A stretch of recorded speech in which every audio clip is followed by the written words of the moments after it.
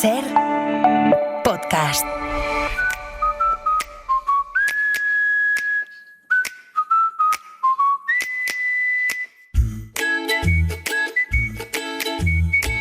El Faro, con Laura Piñero. Hola, ¿qué tal? Buenas noches. En 1920 rescataron de un canal de Berlín a una mujer que decía ser Anastasia, la hija menor del zar y única superviviente del fusilamiento de la familia. Lo sostuvo durante más de 60 años y dividió a media Europa. 10 años después de su muerte, su ADN demostró que era una obrera polaca. Ingrid Bergman ganó un Oscar interpretando aquella mentira. Pero yo solo resulté herida. Ah, de ahí son las cicatrices. Sí, eso parece. Creí que no se acordaba. Y así es algunas veces. Las imágenes van y vienen, como oleadas de niebla. Obligue a que la escuchen. Es lo que todos queremos. Usted, nosotros, hasta la propia familia real. Ya me lo han dicho otras veces, todo ello. Diga esto, recuerde aquello. ¿Es usted? ¿Usted no es? ¿La conozco? ¿No la conozco? Lo he oído muchas veces. ¿Dónde? En Bucarest, en Berlín. Y es que la historia está tan llena de grandes mentirosos que uno acaba pensando que fabular es una condición inherente al ser humano. Otro ejemplo que también terminó en el cine, en El precio de la verdad, fue el de un joven periodista estadounidense que firmaba reportajes irresistibles y falsos. Verás, se sentó tranquilamente y escribió un puñado de citas falsas y las entregó como sus fuentes para la revisión de datos. ¿No te parece insultante? Por supuesto que sí. Además, le mintió a su director. Eso también es insultante. Ese chico está confuso y abatido, Chuck. Eso es evidente, así que suspéndelo un par de meses, pero no te lo cargues. Suspenderlo. También hay ciertos aspectos estratégicos que tienes que considerar. El resto del personal, lo que piensan de él. Sí, eso ya lo sé. Lo que quiero decirte es que si lo echas, algunos de los compañeros se irán. Y no sé si al final seguiríamos teniendo revista. Esta película apunta a algo incómodo, la responsabilidad de quienes damos alas al mentiroso, porque tal vez a veces la mentira nos conviene o nos alivia, y cuando hay una tragedia de por medio, este perfil, el del mentiroso, parece multiplicarse. Nuestro caso más célebre es el de Enric Marco, que se presentó como prisionero de un campo de concentración nazi y se convirtió hace unos años en voz de los deportados españoles. Su mentira también fue de película. Enric, ¿estuviste en Flossenburg? Otra vez con eso, por favor, se lo he dicho mil veces. ¿Puedes aportar pruebas reales de que estuviste en Flossenburg?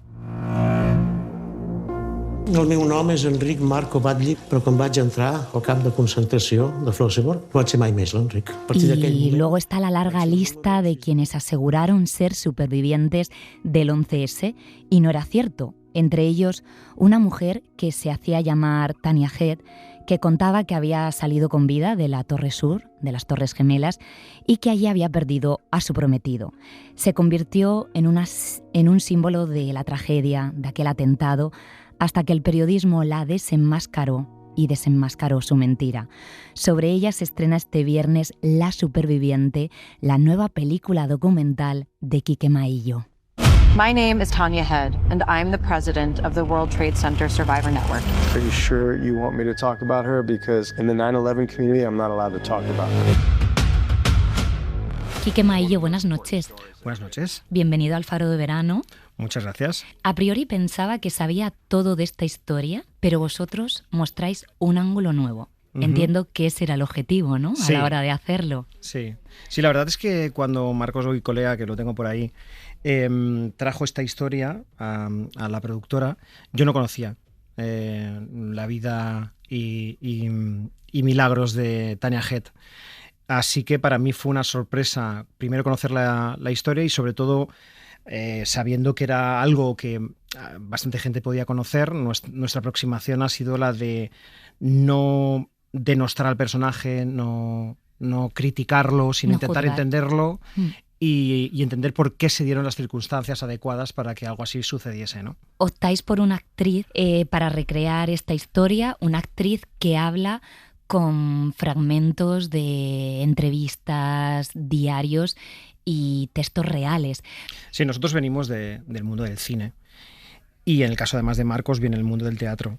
Con lo cual, y dado que había muy poco material de Tania Head, que estaba desaparecida desde que sucedió el evento en cuestión, y como queríamos que el público pudiera empatizar, entender al personaje, nos pareció que una manera de impostar a una impostora, porque digámoslo claro, Tania Head es una impostora, era que ese personaje fuera recreado por una actriz. Al fin y al cabo, el personaje de Tania Head es un personaje imaginado por alguien e interpretado por alguien. Entonces nos parecía que en ese juego de espejos o de muñecas rusas era interesante, muy interesante el poder levantar el personaje de Tania Head con una actriz. ¿Os habéis encontrado, porque aparecen en entrevistas, con supervivientes del 11S? ¿Cómo están tanto tiempo después, ahora justo que se cumple además el aniversario? Pues sí, este año se celebra el 25 aniversario del ataque a las Torres Gemelas y te encuentras a personajes o personalidades de todo tipo, ¿no? Hay gente que ha sabido cómo dejar atrás el trauma, porque para los supervivientes fue un hecho muy traumático, no solo para la gente que perdió a familiares en las torres, sino aquella gente que sobrevivió.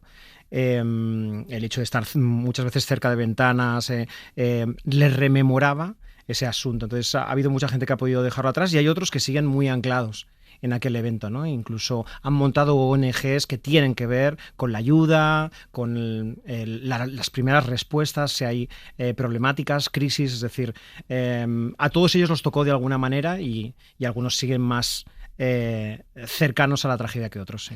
Fíjate que algunos comentan que de algún modo en su momento se sintieron víctimas de segunda por no haber muerto en el atentado, y eso puede explicar también, que ahora entraremos en detalle, por qué se agarraron a Tania, ¿no? A lo que simbolizaba Tania.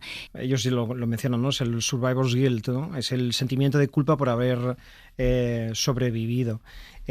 Tania, que llegó a ser presidenta de la Asociación de Víctimas del 11S, impulsó y fue a buscar muchas ayudas precisamente para que los supervivientes, que eran, por decirlo así, en la jerarquía de gente afectada por el 11S, eran los de tercera división, por decirlo así, donde los muertos y familias de los muertos estaban en primera posición, los cuerpos del Estado que fueron a ayudar, bomberos, policías, estaban en segunda, y donde los supervivientes en un principio eres, ¿por qué os quejáis? Si estáis vivos, ¿no? Y precisamente había ese sentimiento de culpa, y no fue hasta que se estudia y se ayuda a estas gentes que encuentra que hay un trauma muy claro y universal asociado a esa supervivencia. ¿Cómo pudo sostener la mentira durante tanto tiempo? Es un cúmulo de factores. O sea, por un lado hay un talento para la máscara, para adoptar otra máscara, alguien acostumbrado a mentir. Por otro lado, hay una buena construcción de un relato. Había un relato construido a partir de retales de supervivientes reales. Y la tercera cuestión, que para nosotros es vital y fruto de la investigación hemos llegado a esa determinación, es que para que un mentiroso, una mentirosa o una gran mentirosa pueda mantener una mentira tanto tiempo, tiene que haber mucha voluntad de que la gente le crea. Creo que la sociedad a veces necesita de mentiras. Completamente. O sea, y cada vez nos sucede más, ¿no? O sea, nos sucede que nos acercamos cada vez más a los puntos de vista que reafirman nuestros puntos de vista, ¿no? El algoritmo vive de eso, ¿no? En redes, es decir, cada vez nos recibimos las noticias que son del cariz que a nosotros nos parece que son la adecuada, ¿no? Y la mentira de Tania Head sobrevivió durante mucho tiempo porque, nunca mejor dicho, estando en este programa, era faro para mucha gente, ¿no? Era un modelo para mucha gente. Fue alguien que supuestamente había sobrevivido, había escapado de una altura que solo 18 personas habían sobrevivido, y además había perdido a su novio en la otra torre, ¿no? A su prometido, con lo cual tenía de todos los colores, ¿no? Y verla tan luminosa, explicar su situación, ir a buscar ayudas a Washington, levantarse, para todos era un modelo a seguir, ¿no? Y a veces ese tipo de heroínas o héroes ficticios o no, son muy necesarios para una sociedad. A ti en particular te llaman la atención, ¿no? Porque recuerdo tu historia con el falsificador. A ti estos perfiles te llaman la atención. Sí, Tienes una tendencia. Sí, hay algo en la mentira que me parece muy curioso y cuando la mentira consigue calar muy hondo, ¿no? O sea, en el caso de mi anterior documental, que era Oswald el falsificador, es un falsificador de arte. Evidentemente, en aquel caso, él adopta una máscara que le ayuda a ganar dinero. Y lo interesante de este caso, de este nuevo caso, el de Tanya Head, el de nuestro documental La Superviviente, es que lo que busca es pertenencia, es ser aceptada, ser querida, cierta fama, si se quiere, pero no dinero. De hecho, puso dinero de su bolsillo. Sí, es verdad que esto llama la atención. Las mentiras pueden morir de éxito, los mentirosos pueden morir de éxito. Sí, yo creo que ella fue perfeccionando cada vez más su historia se volvió cada vez más cinematográfica y por tanto más inverosímil. Es decir, empezó a sacarle lustre, ¿no? a su historia, cada vez parecía más un guión. Y eso levantó sospechas. El hecho también de estar tan bien en primera línea, ser la presidenta de una asociación con tantos miles de afectados, lo que provocó es que 2 periodistas del New York Times empezaran a sospechar que allí pasaba algo. Me gusta mucho que habláis de esta investigación, pero sobre todo enfatizáis la investigación que hizo La Vanguardia y el trabajo de la redacción, realmente para seguir la historia y contarla más al completo, ¿no? O sea, fue un trabajo, vamos, de gran premio de periodismo. Sí, porque lo que el 27 de septiembre del 2007 desvela el New York Times es que hay una persona que ha llegado a la presidencia y está mintiendo, que dudan de si estuvo en las torres incluso, y lo que descubren en La Vanguardia, que es mucho contar, porque tendríais que ver el documental, pero bueno, lo podemos contar aquí, es que esa persona no estaba ni siquiera en Nueva York, que estaba en Barcelona. ¿Te has llegado a obsesionar con ella? ¿A soñar? Marcos y yo nos hemos llegado a obsesionar, sí. Sí, porque al final estás mucho tiempo pensando cómo piensa una persona o intentando elucubrar cómo piensa una persona. Entonces, pero sí, es una persona que nos ha fascinado, es una persona a la cual creo que hemos comprendido y que hemos dejado de juzgar. Yo creo que, como te decía antes, casi todos los artículos o piezas que hemos visto acerca de este caso, lo que trataban era de poner el dedo en la llaga, en apuntar, decir cómo se puede ser, Y yo creo que lo que hemos entendido es, como te decía antes, que no se puede entender este caso sin la voluntad de una sociedad de creer, ¿no? Y al final, eso de lo que hablas de una necesidad, y de alguna manera Tanya cubrió esa necesidad, desde lo inmoral si se quiere, pero la cubrió. ¿Cómo era o cómo es la Tanya de verdad? ¿Cómo crees que es su personalidad, su cabeza, sus virtudes? Creo que es una persona que tiene una naturaleza de líder, creo que es una persona bastante fresca, bastante simpática, que tiene don de gentes, y creo que es una persona muy inteligente porque supo leer una situación y supo aprovecharse, si se quiere, de una situación. Pero creo que es una persona que ha pagado muchísimo durante todos estos años por lo que hizo. Y ha sufrido muchísimo por lo que hizo. Que, por cierto, en el documental hay especialistas en salud mental donde analizan, ¿no?, qué puede explicar que una persona mienta y demás. En Estados Unidos y en Nueva York, ¿se la ha perdonado? Creo que el tiempo ha sabido poner ciertas cosas en su sitio, y es verdad que es una tradición muy grande, pero por otro lado también es cierto que ya consiguió muchas cosas en favor de los supervivientes. Entonces, creo que ahora mismo es una cuestión casi del 50%, 50-50 de quién está por la labor de pasar página y decir pobrecita, y otra gente que realmente sigue ahí diciendo no lo entendemos y nunca lo perdonaremos. Y esto es interesante, no fue la única, y es verdad que todas las tragedias o casi todas las tragedias tienen a su mentiroso. En el caso del 11S, que es un acontecimiento brutal, muy mediático, fueron centenares las personas que mintieron acerca de haber estado en las torres, centenares. De hecho, pues hay una de nuestras psiquiatras norteamericanas acuñó el nombre del 9/11 sign, que es una tipología de gente que miente acerca de esto. Y el caso de Sam Keden, el terapeuta, no lo contamos en el documental porque no cabe todo, pero él fue una de las personas que filtraba, cuando se dieron las ayudas a toda clase de supervivientes, era una de las personas que filtraba si quien estaba delante suyo mentía o no. Es decir, era como un policía de la verdad. Y fíjate que siendo un policía de la verdad, quien se la coló fue la presidenta. Tú y vosotros que habéis hecho también ficción, ¿no pensasteis en hacer una película de ficción sobre su historia? Yo creo que ahora que lo hemos contado, lo mismo sí, podríamos abordar el tema. De hecho, Marcos Goicolea, cuando nos conocimos, lo que quería era hacer una película, una serie sobre ese tema. A mí lo que me sucedía entonces es que yo que no conocía los acontecimientos es que lo que me estás contando es tan absolutamente increíble que necesito que gente real me cuente que esto pasó realmente. Es también muy interesante sumergirse en sus textos, en las cosas que ella escribió, que pensó. Realmente también tenía un buen talento para escribir y se empatiza mucho con ella a través de estos textos. Nuestra escritura nos retrata hasta un mentiroso. Claro. Ella, uno de lo que inventó fue que hubiera talleres y uno de los talleres era un taller de escritura. Entonces, pues esto, seleccionó un escritor que tenía mucha mano en la pedagogía de escritura y en aquel taller los supervivientes escribían sobre lo que querían, ¿no?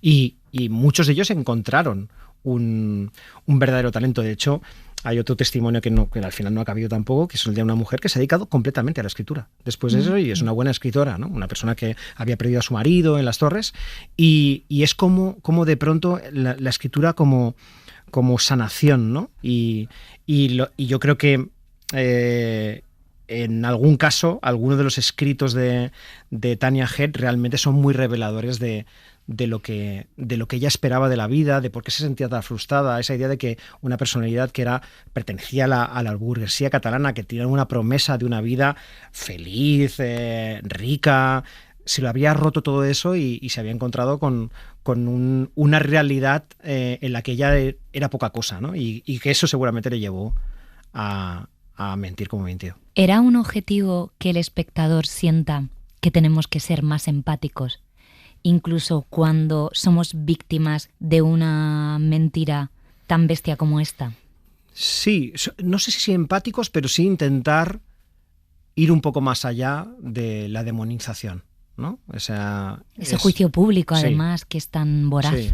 O sea, también nosotros se nos crió, ¿no? Cuando tanta gente está diciendo esta personalidad es como pasa también al contrario, ¿eh? Cuando mucha gente señala a alguien qué bueno es esta persona, como que la tribu necesita de alguna manera denostar o acabar con ese personaje. A nosotros nos pasó que ¿cómo es posible que tanta gente esté, que hay algo detrás, ¿no? A veces la crítica voraz social lo que esconde es hay algo de nosotros en Tanya, que es universal, ¿no? Todos nosotros de alguna vez mentimos acerca de nuestras anécdotas, decoramos lo que contamos, es decir, no lo llevaremos a la escala que ella lo llevó, pero creo que hay una participación universal en este personaje. Es que nos encantan las historias como la que habéis retratado vosotros. Pues Quique Maillo, muchas gracias y buenas noches, que vaya genial. Hasta pronto. Hasta ahora.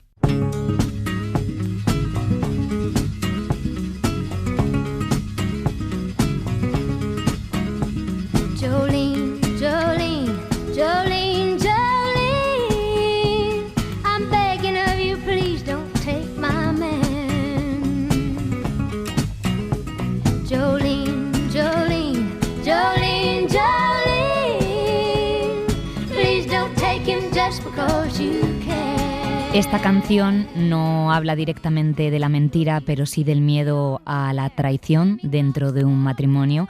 La firma Dolly Parton, que ha muerto a los 80 años, como estamos contando en la SER. Con ella abrimos esta noche dedicada a historias de mentiras, donde tenemos también clase de astrofísica con Javier Armentia, de historia sobre la caza de brujas en España, la historia de Guardianes de Semillas con nuestra compañera Irene, a un químico que desmonta mentiras en redes sociales, y vuestras voces como cada noche. En la montaña siempre se ha dado, por supuesto, la honradez de la palabra de un montañero a la hora de decir si había subido tal pico o si había hecho tal vía de escalada. En general, no se debería mentir sobre esto, pero desgraciadamente ha habido grandes mentiras, sobre todo en el himalayismo, en la ascensión de 8000, donde algunos decían haber subido tal pico de 8000 metros y luego se habían quedado unos metros antes, incluso unos centenares de metros antes, o incluso habían dicho que habían subido en estilo libre, sin oxígeno, pero luego se demostraba que lo habían usado incluso para bajar. En fin, mentiras hay en todos los lados. Kaiku, desde Cercedilla. He talks about you in his sleep, and there's nothing I can do to keep from crying when he calls your name, Jolene.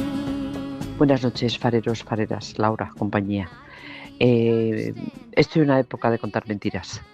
Mentiras piadosas o mentiras blancas, como se dice en inglés. Mi madre con demencia y bueno, muchas de las veces le sigo la corriente a sus pensamientos para no hacerla sufrir, más de lo que su cabeza le hace sufrir. Soy cántabra en Sevilla. Jolene, Jolene, Jolene, Jolene.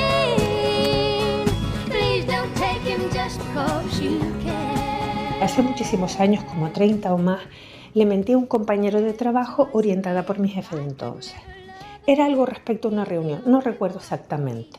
Y claro, mi compañero me trancó inmediatamente porque yo le dije algo así como, no, al final no tuvimos reunión. Dice, ¿cómo que no? Si fulanito, es decir, mi jefe, le había dicho que sí. Total, que me dejó tirada. Y me sentí mala persona, antivalores, que nunca más he vuelto a cometer ese error y decir una mentira a un compañero en ese sentido. Atlántica desde Canarias y un brindis por el Faro.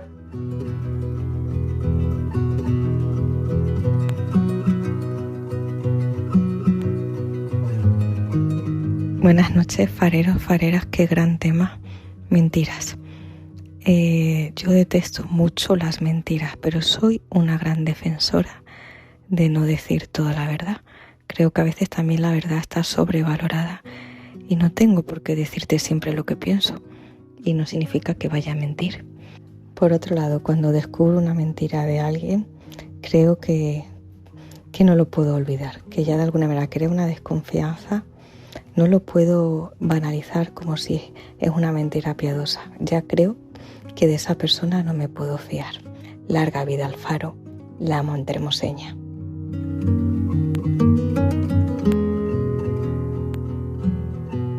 Bueno, pues estaba aquí limpiando las estanterías y me he encontrado con varios libros de Madame Bovary, porque mi hija hace colección de Madame Bovary en distintos idiomas. Así que país por donde vamos, país que traemos un libro de Madame Bovary. Y entonces me he preguntado, que igual vosotros también os lo preguntaréis, si Madame Bovary vivió una gran mentira, porque bueno, es verdad que cada vez que se enamoraba, ella creía estar viviendo una gran verdad, pero a la vez estaba engañando a su marido, ¿no?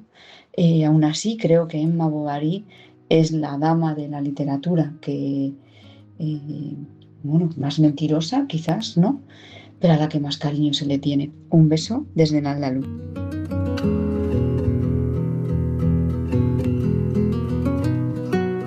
La mentira está sobrevalorada. ¿O no os parece que hay veces que no sabes si es verdad o mentira y pierdes tu energía en buscarla? O incluso hay veces que saberlo te hace más daño. Yo sí confío en ti y nos respetamos y tú decides que una mentira será mejor que la verdad, sin alterar lo primero, adelante. La vida es más sencilla de lo que parece. ¿O es mentira? Minucha alikindoy.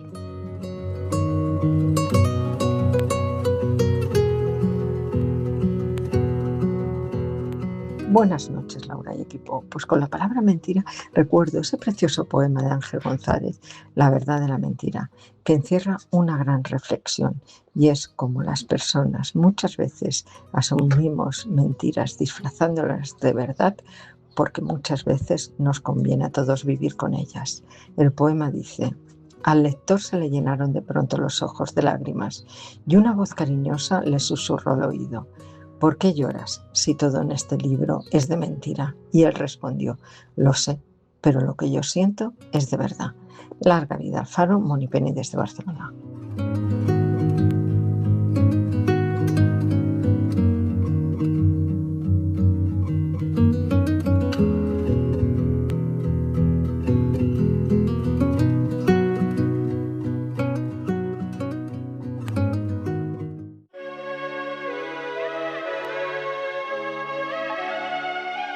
El Faro, con Laura Piñero.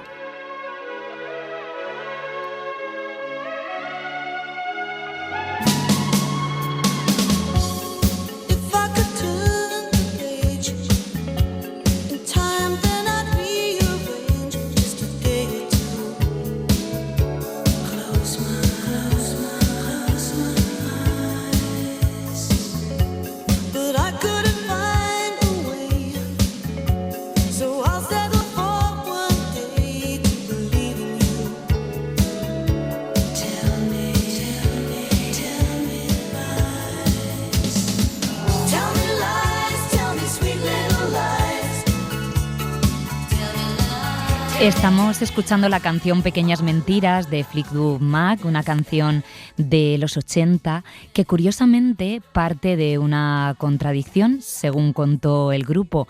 Saber que alguien no te está diciendo la verdad y aún así prefieres seguir creyéndole. Es solo uno de los muchos dilemas que rodean a este tema, a las mentiras. Vosotros, por cierto, habéis puesto sobre la mesa algunos más en vuestras notas de voz. Hola, fareros y fareras. ¿Qué preferís? ¿Que cuando llegue el fin del mundo os lo digan o que os mientan?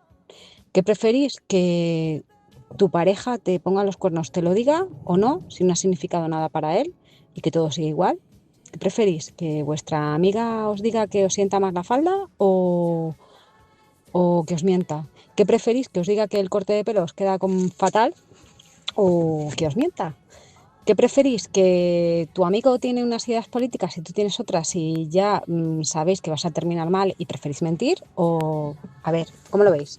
Tempo fugui de Burdeos, que paséis bonita noche.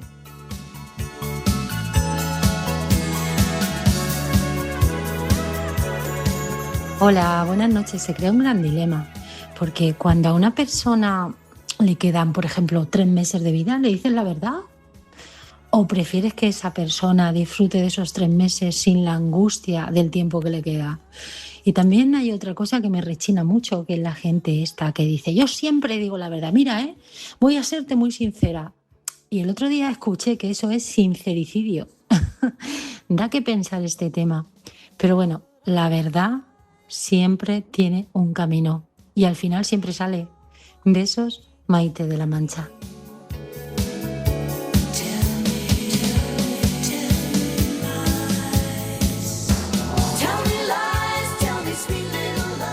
A mí me cuesta bastante decir mentiras, incluso las piadosas. Si estoy con la cuadrilla y me aburro, pues digo, chicas, me voy a casa porque me estoy aburriendo. O cuando me proponen un plan, si no me apetece, digo, paso porque es que me parece mucho preparativo, para poco prefiero quedarme en casa descansando. Pero soy incapaz de decir la verdad cuando alguien me enseña un vestido nuevo, unos zapatos nuevos, unas zapatillas, y aunque me parezcan horroroso, siempre pues digo, qué chulo, qué práctico, tiene una pinta de ser comodísimo. Te lo vas a poner mogollón, pero soy incapaz de decir la verdad. Buenas noches, Pendona de Quintana Roo.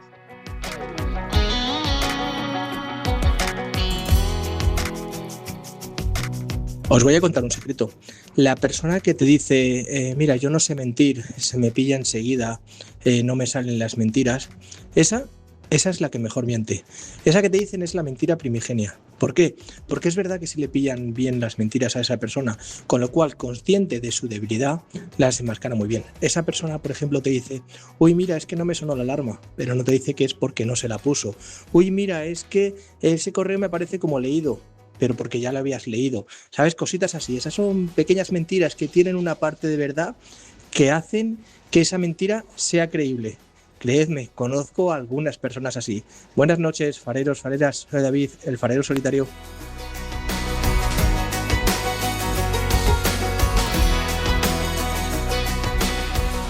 Hola, fareros y fareras. Pues bien, me considero una persona muy benevolente en la vida. En general soy tolerante y empática con todo el mundo, pero es que la mentira pesa toneladas en mi alma. Quizás sea porque he probado su sabor amargo y el poder que tiene de romperte por dentro. Así que a mis hijos, más que otra cosa en el mundo, les pido sinceridad y honestidad, consigo mismo y por supuesto con los demás. Un abrazo franco y veraz de una gaditana a favor del Levante. Muchos besos.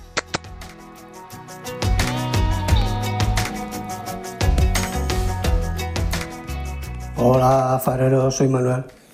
A mí no me gusta contar mentiras, Por supuesto que he contado alguna, a veces, a quien se lo merece. Nunca al médico y nunca a un abogado. Pero hay que contarlas a veces, ¿eh? Porque hay gente muy pesada que quiere saber demasiado. Mi madre tenía un refrán que decía: al que quiera saber, mentiras a él. Eso digo yo. Mentira para quien no necesita saber tanto. Adiós, fareros.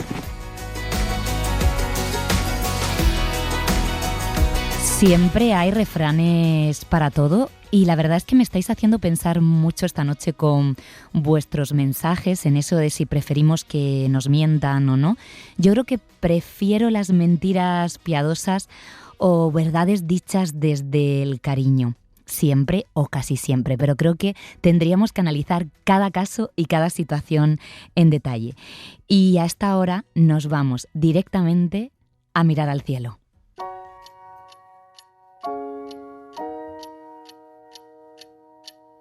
Nocturnal. Crónicas del firmamento. Con Javier Armentia. There's a rhythm and rush these days where the lights don't move and the colors don't fade. Javier Armentia, buenas noches. Hola, ¿qué tal? Muy buenas noches, Laura. Última entrega de Nocturnal y tengo que preguntarte si esta sección ha cumplido con tus expectativas, si te lo has pasado bien. Y yo creo que sí, pero no sé si crees que hemos ayudado a que la gente vea de otra manera el cielo, el firmamento. Bueno, yo creo que esta era un poquito la idea, al menos contar que cuando uno mira al cielo está mirando muchas cosas, ¿no? Y que muchas de ellas nos hablan de nosotras, de las cosas que vivimos y de otras que nos imaginamos, ¿no? Yo esto lo que pasa es que yo esto lo llevo contando muchísimos años, pero la experiencia de contártelo a ti, de contárselo a los oyentes, ha sido y está siendo pues muy sorprendente, porque además la gente me dice, que te escuché la otra noche, que qué bonito aquello que contaba, y si yo también, y de repente pues esas cosas es como si te ponen un montón de medallas y te dan besitos, o sea que muy bien. Hoy, para cerrar esta última entrega de Nocturnal, directamente te has metido en un berenjenal porque has pedido que suene esta canción de Siniestro Total. ¿Quiénes somos? ¿De dónde venimos? ¿A dónde vamos? ¿Estamos solos en la galaxia o acompañados? Si existe un más allá y si hay reencarnación. ¿Quiénes somos? ¿De dónde venimos? ¿A dónde vamos? ¿Estamos solos en la galaxia o acompañados? ¿Cuántas preguntas se hacen aquí los Siniestro Total? Y es que hoy Son geniales. quieres ponerte un pelín filosófico y hablarnos de cosas como si el universo tiene sentido. Sí, es que fíjate, cada vez que a mí me pasa, cada vez que me pongo, levanto la cabeza al cielo una de estas noches, ahora que está la luna creciente y estás así, y parece que alguien nos está susurrando al oído. Bueno, yo escucho directamente a la gente de Siniestro Total diciéndome eso, ¿no? Porque yo creo que a lo largo de toda la historia, todas las personas, todos los seres humanos que han mirado el cielo, se han ido haciendo esas preguntas, ¿no? Mirando a las estrellas, ¿no? Porque quizás nos daba esa dimensión enorme, ¿no? Lo cierto es que podemos pensar que mirando al cielo podemos encontrar esas preguntas que dan sentido a la vida, al universo y a todo lo demás, ¿no? Pero no, la astronomía no te da una buena respuesta, o no te da una respuesta bonita, sino más bien una incómoda. Es lo que me habías avanzado, ¿no? El universo no tiene sentido, no hay un guión, no hay un autor, no hay un final escrito, y quizás somos fruto del azar y punto, ¿no? O sea, esto, vamos, que cada uno puede creer en lo que quiera, pero la ciencia pues lleva un siglo o más diciéndonos todo esto, y nos cuesta mucho digerirlo, ¿no? Entonces yo te traía hoy 3 mentiras piadosas que solemos hacernos para dormir tranquilos cuando miramos al cielo, ¿no? Y como te las voy a desmontar un poquito más o menos. Bueno, lo he avanzado hoy en la ventana, que hoy estamos haciendo con los oyentes historias de mentiras, pero yo no te había avisado de que hacíamos el tema. Lo hemos hecho entre otros motivos porque hemos hablado de una gran mentirosa de la historia, que fue una mujer que dijo que era superviviente del 11S y no lo era. Hay un documental sobre ello y tú has ido a dar en el clavo proponiendo hablar de mentiras, pero la verdad no sé por dónde vas a tirar. Pues mira, te pongo una, empiezo por la primera mentira, ¿no? Hay muchas más mentiras que nos contamos para estar tranquilos, ¿no? Es un poco como a los niños, que se les cuentan a veces mentirijillas para que duerman bien, ¿no? Pero mira, la primera mentira es la de la permanencia, ¿no? Pensemos pues que el universo es todo lo que vemos, ¿no? Como decía Carl Sagan, todo lo que es, todo lo que ha sido y todo lo que será, ¿no? Pero resulta que el universo está expandiéndose cada vez más rápido, eternamente, y de forma cada vez más dispersa. El universo se va a ir enfriando, las estrellas acabarán apagándose, los agujeros negros se evaporarán y todo quedará pues como, yo lo llamo a veces la muerte por aburrimiento, ¿no? Porque todo va a estar cada vez más lejos y realmente ya no pasa nada, ¿no? Entonces, nada de lo que somos o de lo que vamos a hacer nosotros va a quedar. Todo lo que somos, de hecho, es como esto queda muy poético, pero es muy científico. Somos como un suspiro en la inmensidad del cosmos, ¿no? Que me pongo muy trágico y así, sí. Pero esa es la mentira. Nosotros podemos actuar, sin embargo, como si fuéramos eternos, ¿no? Y esa es un poco la mentira que la astronomía nos está diciendo con todas las estrellitas que vemos. No, recuerda quién eres, que no eres, esto no es para siempre. Se dice de vez en cuando esto de el fin del universo puede estar cerca y demás. ¿Qué opinas?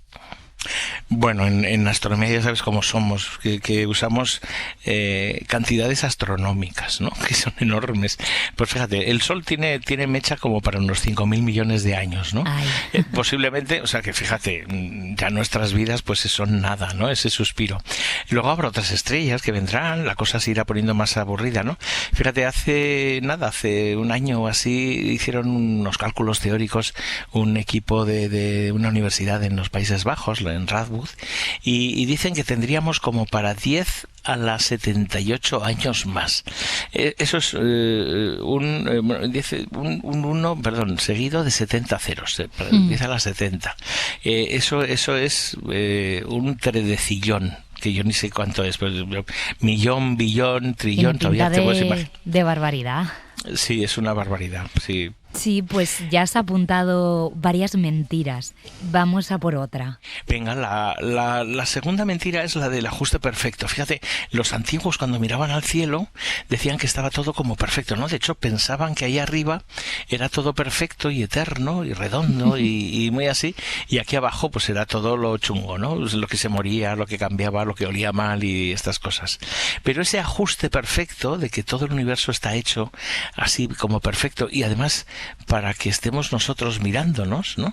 Pues resulta que si la gravedad fuera un poquito más fuerte o más débil, o si la masa del electrón fuera también un poco mayor o un poco menor, pues todo esto no existiría. O sea que hay mucha gente que lleva años defendiendo lo que llaman el principio antrópico. Es decir, como si el universo estuviera regulado para hacer del universo nuestra casa, ¿no? Eso es una cosa falaz, la falacia de la causalidad, o el dicho así en latín, que impone más es el post hoc ergo propter hoc. Es decir, sencillamente nosotros estamos aquí. Es como si yo dijera, todo el universo ha evolucionado para que a mí me toque la lotería el día tal, ¿no? Claro, si me toca, pues digo, ves, yo tenía razón. No, tú has tenido suerte porque el billete de lotería es ahí.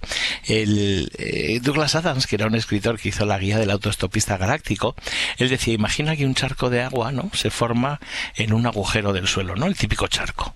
Y entonces el charco mira y dice, joder, qué pasada, este agujero está hecho perfectamente para mi contorno, ¿no? O sea, que tiene que haber sido hecho para mí.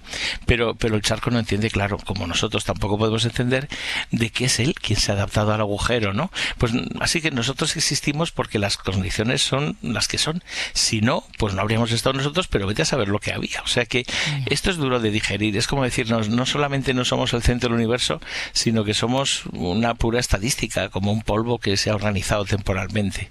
¿Tú qué quieres elegirte en cualquier caso? ¿Elegida o afortunada? ¿No? Pues queda mucho más poético y literario lo de sentirme elegida, ¿no? Es como que soy especial. Ya, esto nos gusta, pero incluso las cosas que son producto del azar, fíjate que tendemos a pensar que eso, pero lo cierto, la ciencia nos dice que más bien somos afortunados. Y mira, ya que estamos, te traigo la tercera sí, que si no me enrollo mucho. Además esta es como muy de radio, ¿no? Es la mentira del guión escrito. Mira, es la creencia de que hay un destino. Esto en filosofía le llaman teleología, ¿no? O sea, que hay como un camino marcado, un sentido hacia el que vamos, que todo pasa por algo, ¿no? Pero lo cierto es que lo que sabemos del universo es que las leyes que manejan el universo, la física cuántica, la relatividad, todo eso está regido por probabilidades, por el caos. No hay un final de la película escrito. Realmente el azar es el verdadero arquitecto, ¿no? Los Siniestro Total preguntaban ¿a dónde vamos? ¿No? La astronomía, cuando miramos al cielo, nos responde, pero a gritos, a ningún lado en concreto. Vete a saber. A mí me encanta porque el viaje lo escribimos nosotros, ¿no? Entonces debemos, claro, hay que dejar de buscar el autor y escribir el capítulo. Es un poco el existencialismo científico, ¿no? El ser humano busca un sentido a todo, pero el universo pues guarda silencio, ¿no? Como decía Camus, pues no es una condena, esto es una liberación. Podemos vivir sin esas respuestas, o sea, el universo no tiene la obligación de tener sentido. Que ya ves cómo me he puesto, o sea, completamente filosófico. O sea, nada de eternidades, nada de guiones, ni nada de diseños inteligentes, ¿no? Pues sí, pero está el acto de mirar al cielo, el acto de preguntarnos y el acto también de contarnos las historias, como por eso te decía que esto era como muy de la radio, ¿no? No sabemos a dónde va a llegar todo esto, o si el mundo va a ser un poquito mejor o vete a saber qué, pero mientras tanto nos lo pasamos bien. Llegamos a la última parte de la sección, que es una de mis favoritas, que me gusta todo, pero es la parte donde pones el foco, el faro, en una astrónoma que merece la pena recordar o contarnos su historia, porque hoy has contado algunas que seguían vivas, por cierto, que a veces sin querer las mato a todas, pero no, hay gente haciendo este campo en presente. ¿Y quién nos toca hoy? ¿Del pasado o del presente? Pues del relativamente presente, murió en el año 2016 y nació en 1928, como mi madre, digo yo siempre para hacerme una idea. O sea, ahora tendría 98 años. Se llamaba Vera Florence Cooper Rubin. Vera Rubin, ¿no? Se pasó la vida mirando al cielo, cambió nuestra comprensión del universo. Por eso la he elegido un poco como madrina de estas preguntas, ¿no? A ella se le ocurrió, fíjate, una idea que era muy sencilla, ¿no? Mirando, estudiaba las galaxias, ¿no? Y cómo se deberían mover, ¿no? Y dijo, bueno, los planetas que están más lejos del Sol se mueven mucho más lentamente. Plutón tarda 200 y pico años en dar una vuelta al Sol, mientras que Mercurio lo hace en 80 días, ¿no? Y entonces vio que en las galaxias, sin embargo, no pasaba eso. Y dijo, bueno, igual es porque hay mucha más masa de la que vemos. Y descubrió, ¿no? Era una materia que no brillaba, que no se podía ver, pero cuyos efectos gravitatorios estaba ahí, ¿no? Y ella es la descubridora, o una de las descubridoras de la materia oscura. O sea, que nos enseñó que lo que vemos en el universo realmente solo es una pequeña parte del total, que hay muchas cosas que desconocemos y que el universo de hecho es mucho más extraño y más grande, ¿no? Esto en el fondo pues engancha un poquito con lo que estábamos diciendo, ¿no? El universo no está hecho para que lo entendamos, ¿no? Siempre nos propone retos y quizás lo más bello, y en eso trabajó Vera Rubin durante muchas décadas sin el reconocimiento por supuesto que merecía porque era mujer en un mundo de hombres, pues estaba ahí. Esa mirada, la persistencia nos ha ido cambiando a todos y ahora su idea de la materia oscura, lo que vamos investigando es ciencia de avanzada y que da, bueno, cobijo a muchísimas misiones y observaciones y trabajo que están haciendo los astrónomos y las astrónomas de hoy.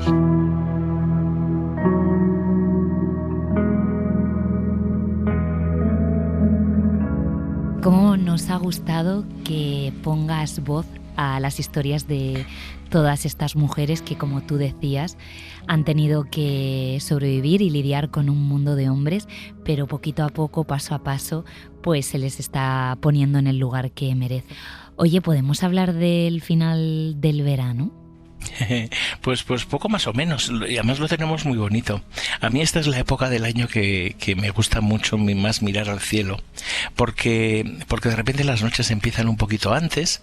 Vosotros lo habéis visto, que cada vez es más noche cerrada cuando empieza el faro, ¿no? Pero sobre todo el cielo nos está contando cosas que fueron historias del verano, y nos está empezando a contar las historias del otoño, ¿no? Podemos ver a la galaxia de Andrómeda ya muy bien en el cielo, y siempre en esas cosas que vemos están esas historias, a veces muy antiguas, a veces modernas, siempre sorprendentes. Para mí ha sido este espacio pues esa excusa para contarte ahora algunos de esos paseos celestes que ahora al final del verano pues tienen más sentido, aunque no tengan sentido. Qué bonita manera de acabar con esta última entrega de Nocturnal. Ha sido un auténtico lujo, un placer, un disfrute. Y en nombre de todos los oyentes y del equipo del Faro de Verano, Javier Armentia, muchísimas gracias por hacer el viaje con nosotros. No, gracias a ti, gracias a esta oportunidad para hablar del cielo y desearte pues unas muy buenas noches, como deben ser. Buenas noches, hasta pronto, Javier Armentia. Besos. Adiós.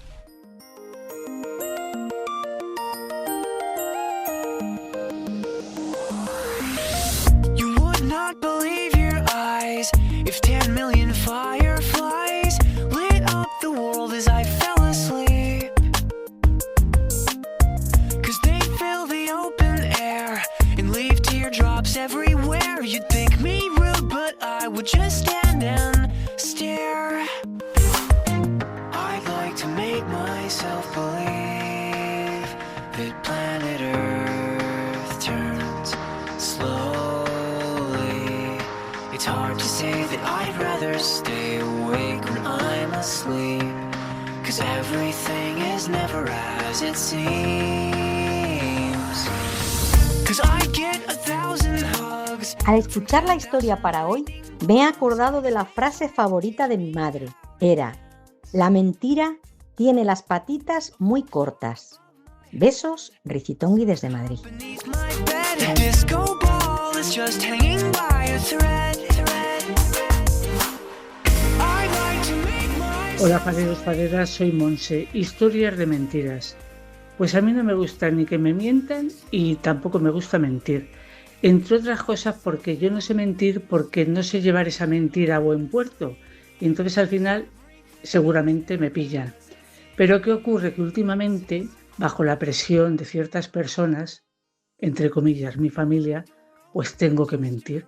Tengo que mentir porque es que si no miento, lo contrario es ¿y por qué has hecho esto? ¿Y por qué no sé qué? Y digo, mira, no doy explicaciones, son mentiras que tampoco son importantes, pero así funciono, porque es que yo os digo que me pone la cabeza como un zambombo. Un beso. I'm weird 'cause I hate goodbyes. I got misty eyes as they said farewell. Buenas noches, farería, faro mentirijilla, ¿eh? ¿Quién no tiene una mentirijilla en su vida? Yo, pues no sé. Si alguna habré dicho, me supongo. Yo creo que soy bastante sincera, que no me gusta mucho decir mentiras. O es mentira. Y me cuesta demostrarlo en el faro. Y allá colorín desde las montañas de Huesca. Buenas noches.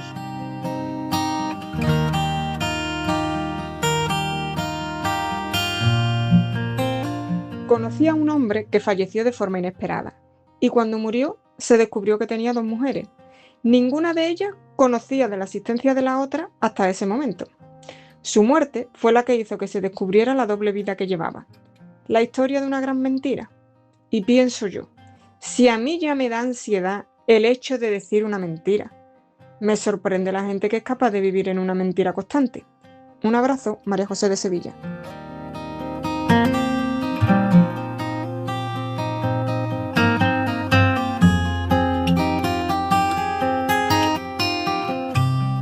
Parece mentira, pero el año 2000 fue hace ya más de un cuarto de siglo. YouTube nació hace más de 2 décadas. Y sí, Aquí no hay quien viva terminó hace ya 20 años.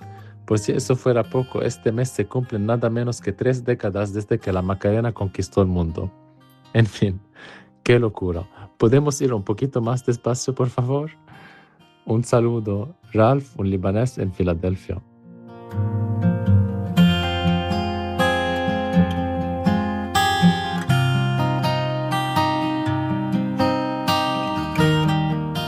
Hola, buenas. Soy Roberto de Madrid. Siempre digo que para cada tema del Faro hay una canción de Sabina. En este caso, 2. Mentiras piadosas y más de 100 mentiras. Son brutales. Pero en este caso también quería hacer una especie de emulación, que a veces lo hago, del Guerrero. Y he pensado en una frase que él podría decir, que sería así. La vida es una mentira. Cada uno tiene que elegir su propia verdad.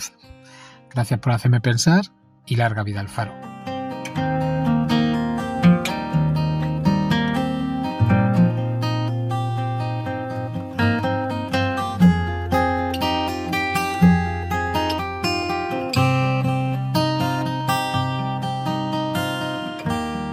Buenas noches, gentes del Faro.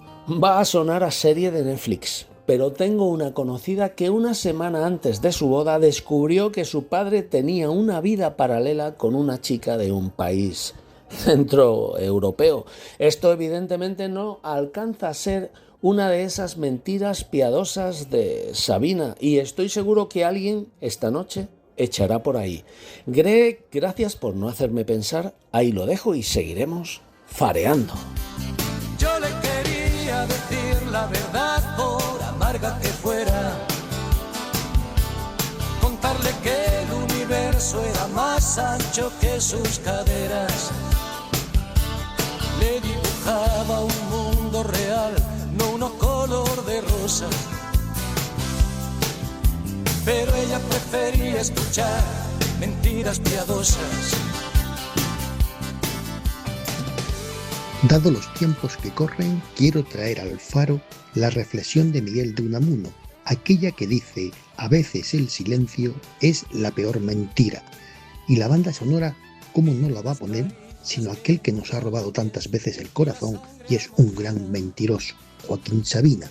Él tiene canciones como Más de 100 mentiras, Mentiras piadosas o Es mentira. E incluso tiene un disco, Mentiras piadosas, que habla de la mentira. Un murcianico en el Faro. Soy Salva. Gracias por el verano que nos estáis dando, Laura. Por favor. Y así fue como aprendí que en historias de dos conviene a veces mentir, que ciertos engaños son narcóticos contra el mal de amor. Cuando en una conversación se habla de que alguien ha mentido, enseguida hay otra persona que te dice: es que la mentira tiene las patas muy cortas, o es que hay que tener muy buena memoria para mentir. Pero también hay quien tiene mucha habilidad, no para mentir, sino para simplemente omitir la verdad, tergiversar las cosas y vivir otra realidad. Por eso me acuerdo de una canción de Sabina que se titula 100 mentiras. Ménfora desde Baétulo.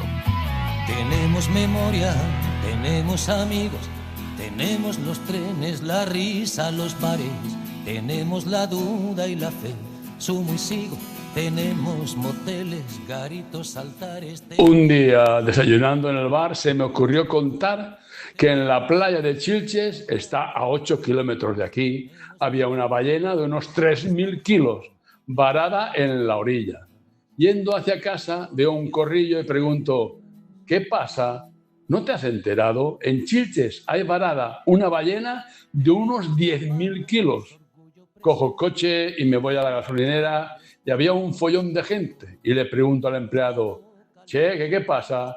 ¿No lo sabes? Un pescador en la orilla con una buena caña, ha arrastrado una ballena de unos 20.000 kilos. Y están esperando una grúa para llevarla mar adentro. ¿Sabéis qué? Me fui a Chilches a ver si por si acaso fuera verdad y me lo perdía. Hace más de 30 años de la mentira y aún alguno dice que él vio la famosa ballena de Chilches. Bona nit, Fariste Segarreta de la Vall. es comença en 3.000 i s'acaba en 20.000 o més. Adeu, adeu. Que valen la pena. Tenemos un as escondido en la manga. Tenemos nostalgia, piedad, insolencia. Monjas de Fellini, curas de Berlanga. Veneno, resaca, perfume, violencia. Tenemos un techo.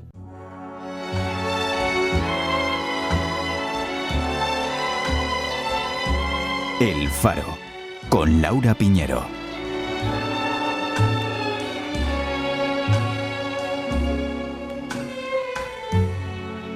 I put a spell on you.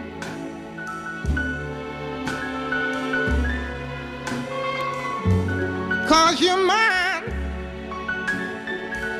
You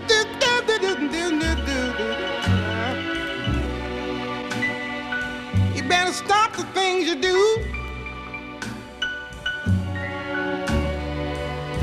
I ain't lying. No, I ain't lying.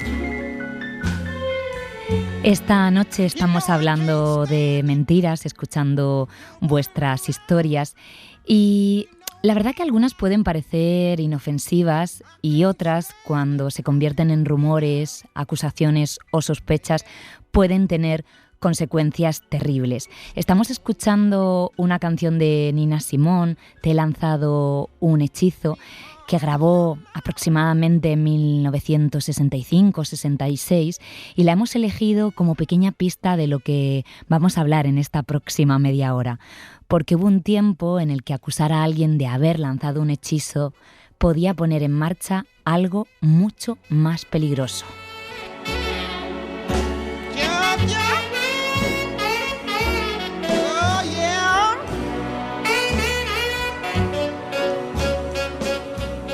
Pues hace un tiempo conocí a una persona que por suerte ya está fuera de mi vida, lo decidió ella y la verdad es que en su momento me dolió, pero ahora me alegro, porque era una mentirosa andante, pero es que además mentía por cualquier tontería. Se inventó viajes, se inventó conciertos, se inventó que iba a correr la San Silvestre vestida de unicornio con la hija de una amiga. Claro, luego al final coincides con gente que la conoce y nos dimos cuenta que había más mentiras que verdades en todo lo que nos había contado. Saludos a todos, soy Marcela Novio con gafas.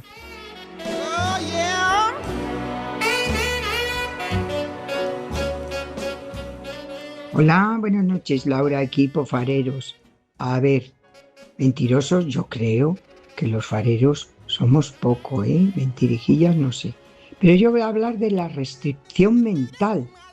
Es una forma de ocultar la verdad, pero mediante una frase o una expresión ambigua, cuyo sentido real solo existe en la mente de quien dice, del que habla. Y si no se pronuncia ni se dice mentira de manera clara y concreta, pues vaya una forma de actuar. Pero bueno, vale. Un abrazo, Adela, desde Valladolid.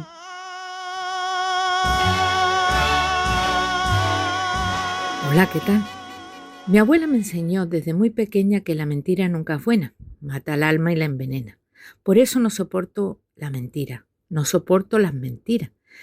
Después de llevarme tantos palos al descubrir verdades que hubiera preferido no conocer, aprendí a decir mentiras piadosas. Y tengo una extraña habilidad. Algunas, de tanto querer que no hicieran daño, terminé convirtiéndolas en verdad, como decía Lola Flores. Salve y ustedes lo pasen bien de Mar de Málaga. ¿Por qué pones a Dios por testigo cuando dices tantas mentiras, Lola? Bueno, porque, verás tú, cuando yo digo las mentiras, las convierto en verdad. ¿Bruja? No sé, algo.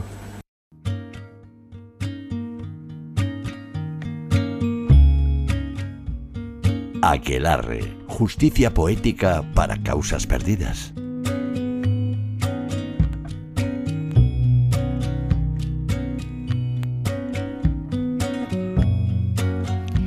Arrancamos la última entrega de Aquelarre y teníamos que hablar sí o sí de esa falsa acusación que persiguió a miles de mujeres a las que juzgaron por supuesta brujería.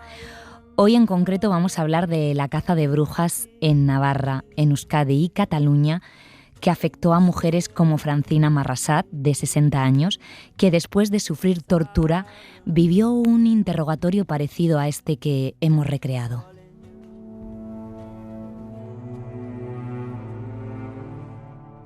Francina Marrast, ¿sabes o presumes por qué te tienen presa?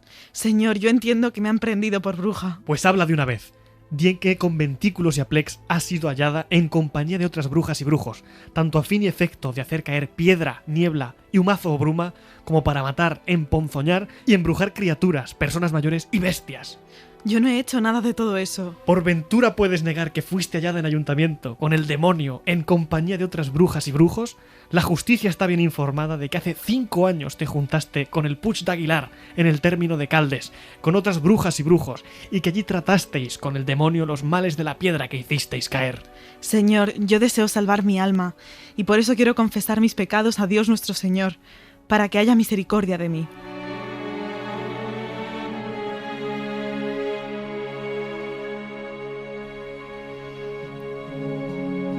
Saludamos a Ana Grau y a Laia Valdevey, autora e ilustradora respectivamente del libro La brujería en Cataluña, historia de una cacería contra las mujeres. Hola, buenas noches. Hola, buenas noches. Ana, ¿cómo comienza tu idilio con esas mujeres que fueron injustamente tratadas y juzgadas en su época histórica? Mira, la verdad es que mi idilio con estas mujeres empezó de una manera muy gradual. Mi marido es historiador y había trabajado en el tema como investigación. Entonces yo conocía el tema a través de él, pero siempre encontraba faltar un poco la idea de hacerlo como más divulgativo, porque lo que él hacía era tratarlo de una manera muy desde el campo de la historia. Y la editorial me lo propuso y me dijo que Laia sería la ilustradora, cosa que me dejó muy satisfecha porque admiraba las ilustraciones de Laia y nos hemos entendido a la perfección. Laia, ¿cómo se dibuja y se trabaja un tema que cuenta ya con tanta carga emocional y con tantas imágenes en el imaginario colectivo? Bueno, para mí yo creo que lo más importante ha sido, por un lado, el darles la veracidad histórica a través de los consejos de Ana, ¿no? Y de las directrices de Ana, y por otro lado intentar, aunque existan muchas imágenes que nos hablen de las brujas, de la brujería, intentar darle este punto para comprenderlas desde el hecho de que fueron unas mujeres muy injustamente perseguidas, ¿no? Quitarles el cliché de la bruja del cuento, de la mujer empoderada, de todos los clichés que existen a través de la imagen sobre la brujería y poder intentar plasmarlas como lo que fue, ¿no? Que fue una situación muy injusta que desde nuestra mirada de hoy la vemos un poco kafkiana, un poco difícil de entender, ¿no? Pero que sucedió y era gente normal de pueblo y sin todo lo que le hemos vestido alrededor, ¿no? A lo largo de los años. En esta época en particular, Ana, y en Cataluña, ¿por qué se persiguió y se acusó a estas mujeres? Bueno, nunca hay una causa única. Entonces tenemos que comprender que es una época en la que hay una gran precariedad de alimentación, hay una pequeña glaciación, hay peste, hay enfermedades a las que la gente de la calle no encuentra explicación y tienen que buscar a alguien que cargue con las culpas. Todo esto en un entorno de miseria y de mucha misoginia e intolerancia. Entonces es un cóctel que provoca que las mujeres estén mal vistas siempre y cuando no estén bajo el paraguas, digamos, de un hombre y mientras no sigan con las normas. En Cataluña el problema fue más grave y hubo todas esas muertes porque la jurisdicción era señorial, no era de la Inquisición, contrariamente a lo que se creía que era la Inquisición quien las mataba. En Cataluña la jurisdicción recaía sobre la señoría baronial y entonces eran unos juicios locales que permitían pues, que fueran perseguidas, que fueran juzgadas de manera muy sesgada, o sea, cuando se las juzgaba ya se sabía cuál sería el veredicto. Y eso fue precisamente porque no estaban bajo jurisdicción de la Inquisición. En el libro hablas, por ejemplo, de la figura del cazador de brujas. No sé si me puedes contar algo más. Y también de las consecuencias sociales y psicológicas que tenían estas persecuciones. Cómo los pueblos enteros vivían con este tema totalmente presente a diario. Sí, tenemos que tener en cuenta que había mucho miedo y que el miedo a veces nos hace reaccionar de una manera muy poco racional, como nos comentaba Laia. Entonces, había por una parte un negocio, que son los cazadores de brujas. Estos son unos personajes bastante nefastos, bastante siniestros, sí, y que iban por los pueblos y les prometían que les iban a quitar el lastre de las brujas. Entonces, si nosotros las consideramos las culpables de nuestros males y hay alguien que se ofrece, cobrando naturalmente, a quitarnos este lastre, pues deberíamos estar contentos, digamos. Entonces ya esa voz va corriendo por los pueblos y entonces ya muchas veces son los mismos consistorios los que piden que vaya el cazador de brujas a ver si en su pueblo hay brujas. Y naturalmente, como el cazador es una parte implicada y para él es un negocio, él hace salir a toda la gente a las puertas de las casas y va reconociendo a las brujas. Una vez reconocidas, empieza el negocio. Esas brujas serán encerradas en prisiones o, en su defecto, si el pueblo no tiene prisión, en un pajar o en una buhardilla de una masía o en cualquier sitio. Hay una persona que será la que tendrá cuidado de que estas mujeres no mueran, porque para que el negocio sea rentable tienen que juzgarlas. Entonces, el cirujano vigilará que durante el interrogatorio estas mujeres no mueran, porque tienen que ser culpabilizadas y colgadas, porque aquí las mujeres se colgaban, no se quemaban en principio. Y eso va a servir para ejemplo de todos los pueblos de alrededores.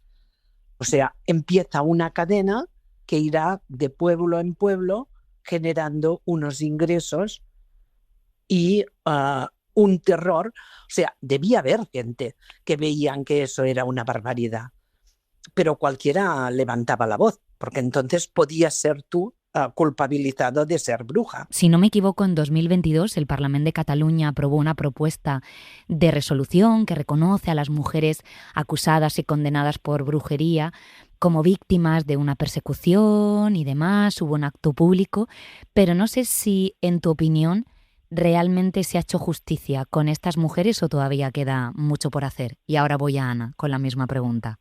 Nos queda, por un lado, hacer un buen trabajo de divulgación, quizá para conseguir quitar ese mito, ¿no?, de que esas mujeres fueron culpables de algo.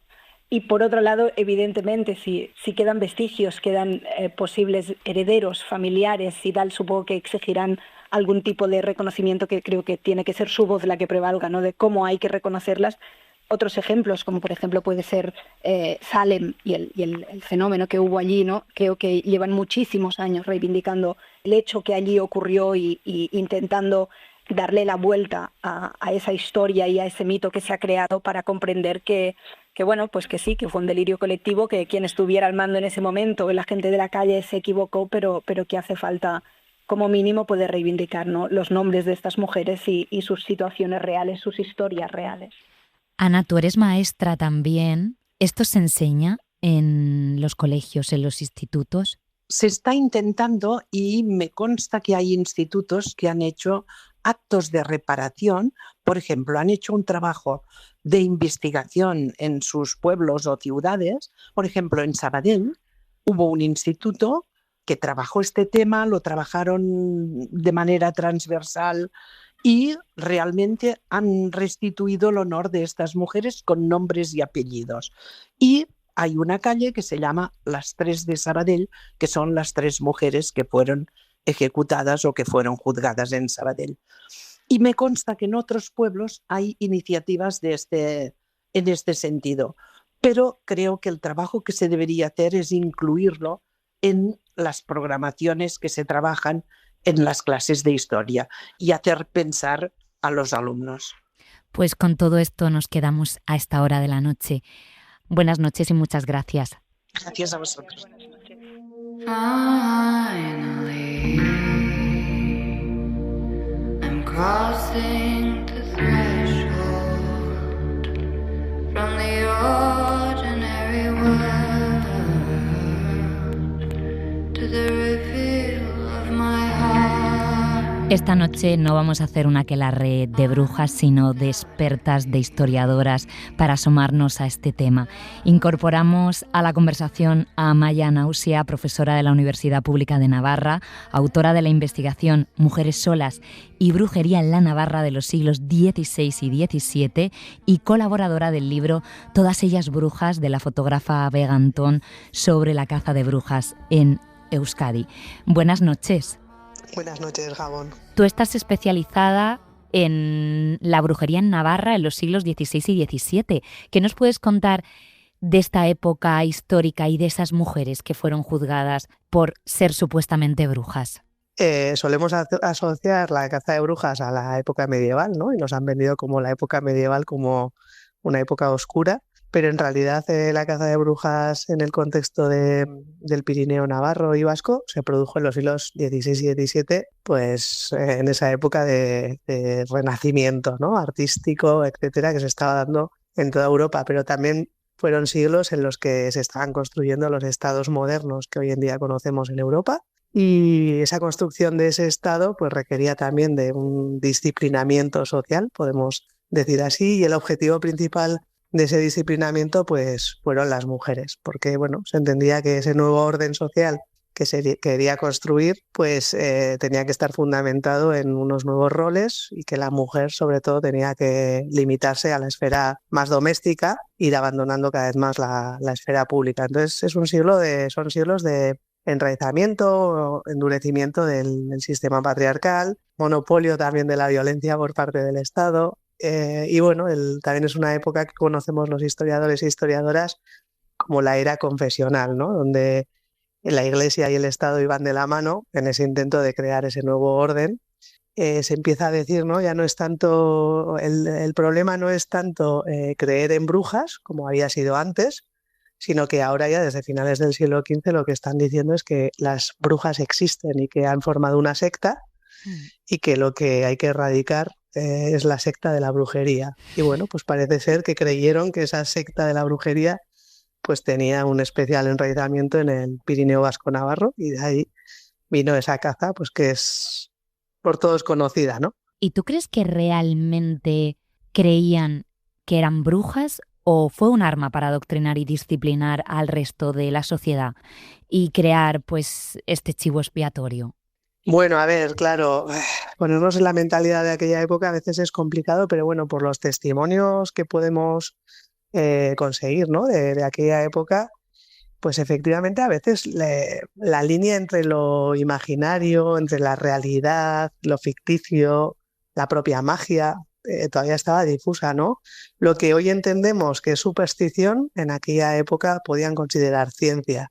Ya. Obviamente en el mundo rural se creía en la magia, en poderes sobrenaturales, en personas que tenían capacidad, ¿no? de llamar a las tormentas, de malograr las cosechas.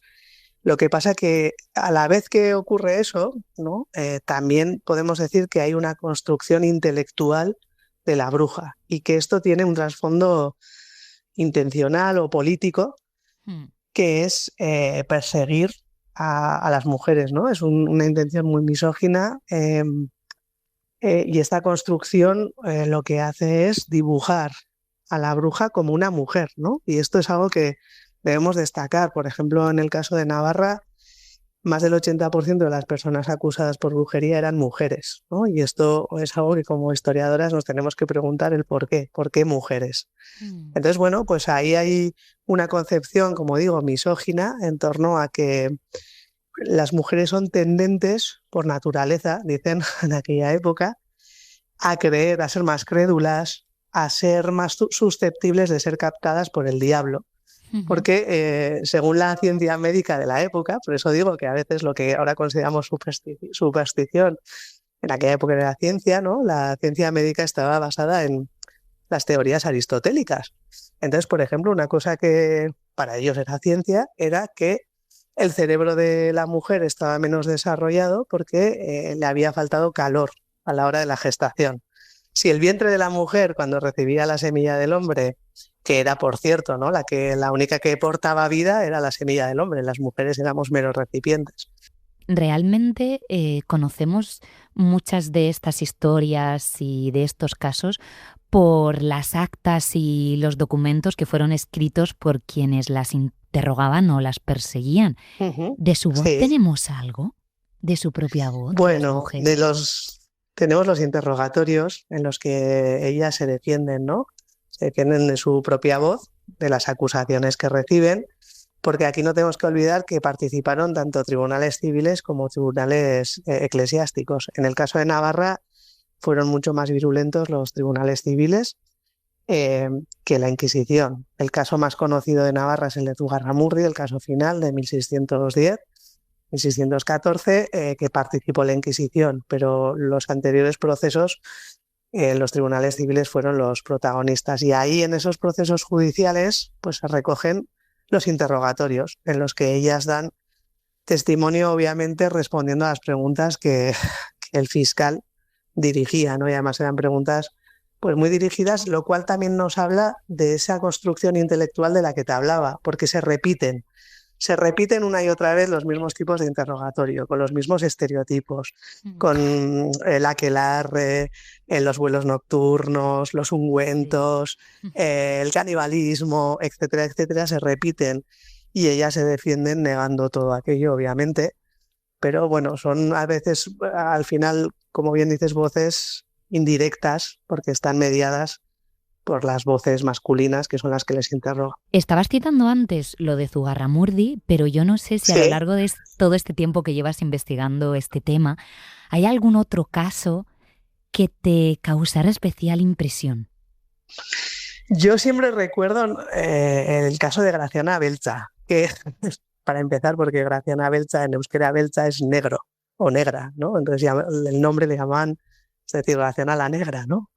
La oscura. Era una mujer que cumple un poco el estereotipo de la bruja, porque es una mujer mayor, es una mujer viuda, es decir, sola, ¿no? Y eso ya al sistema pues le pone en alerta. Las viudas preocupaban muchísimo en aquella época porque no tenían un hombre a su lado que las controlase, ¿no? Y era una mujer con cierto poder, o por lo menos influjo negativo, eso sí, es verdad, en el resto de muchachas de la localidad. Esto sucedió en Vidangoz en 1560 y ella se decía que tenía pues toda una cuadrilla de chicas que trabajaban para ella, robando y haciendo el mal.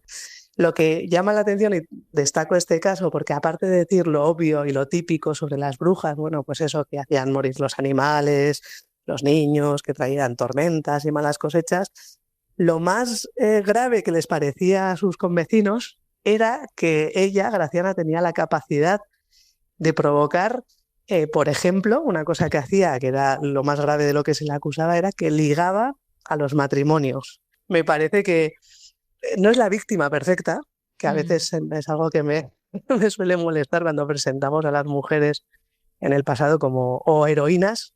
Tampoco lo fueron, pero tampoco víctimas perfectas, ¿no? Esta mujer, bueno, pues era una mujer que era una mujer de armas tomar, que, por ejemplo, con sus enemigas, a las enemigas las tenía fritas, bueno, pues hacía todo Amaya, tipo de perrerías. qué bueno, porque a través de un caso nos has hecho un retrato muy interesante de todo. Me queda un minuto para preguntarte y terminar contigo la última sección de la temporada, de esta sección que se llama aquelarre. ¿De dónde viene el concepto aquelarre? ¿Quién lo inventó? Bueno, pues es un término que historiográficamente está muy debatido y discutido, ¿no? Y al final actualmente el consenso mayor es que es una invención de los propios inquisidores. Es decir, el pueblo no usaba esa palabra. Aquelarre, como sabréis, En euskera quiere decir prado de macho cabrí.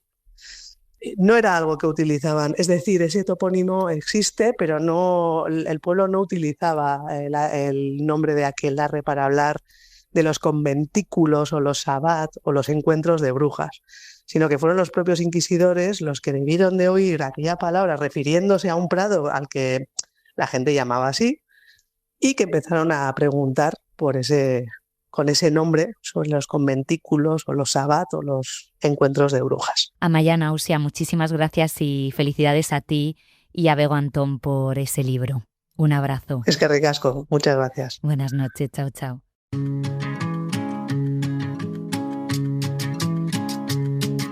Llego con la luna llena, la huella firme, la frente honda, la llama en el esqueleto, le llamaron bruja. El Faro, con Laura Piñero.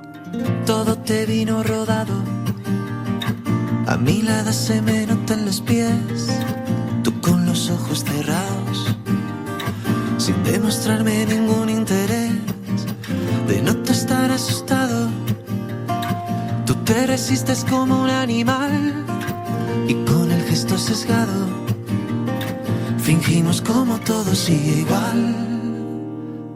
Pero es mentira, mentira, mentira. No soy inmune al dolor cuando el amor expira.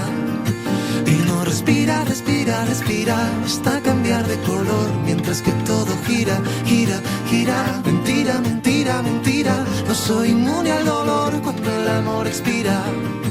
Esta noche nos estáis dejando muchas recomendaciones musicales a través del WhatsApp del programa y esta última hora hemos querido abrirla precisamente con una de ellas, con Mentiras, del dúo Antílope, que nos recomendaba la Teacher.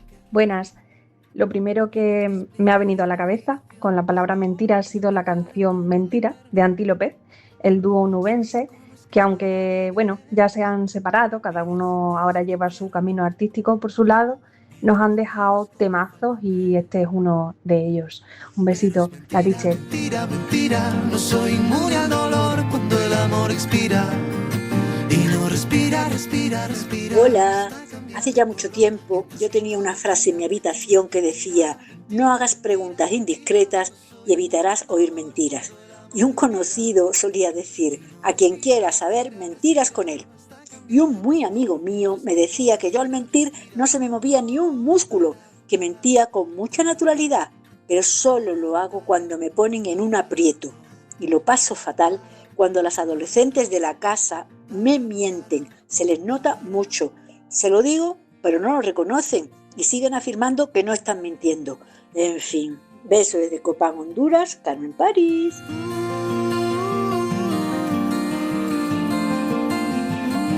Muy buenas, equipo Farero. Las mentiras las detesto, no me molan nada. Y a mis hijos siempre les he dicho que no tienen de ese recurso, que no va a jugar a su favor nunca. Un besito fuerte, soy Almudena.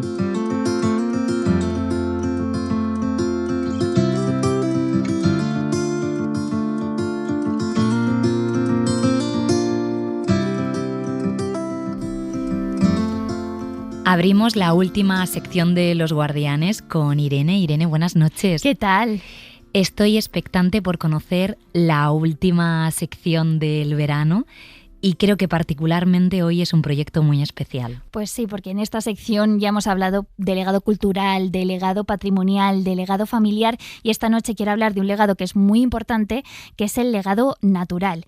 Y vamos a hablar de un pueblecito que se llama Ara, que está en la comarca de Jacetania, en Huesca, en el que apenas hay 40 habitantes en invierno y donde ha nacido un proyecto y un grupo que se hace llamar Los Guardianes de las Semillas. Anda, qué casualidad. ¿Y por qué se llaman así?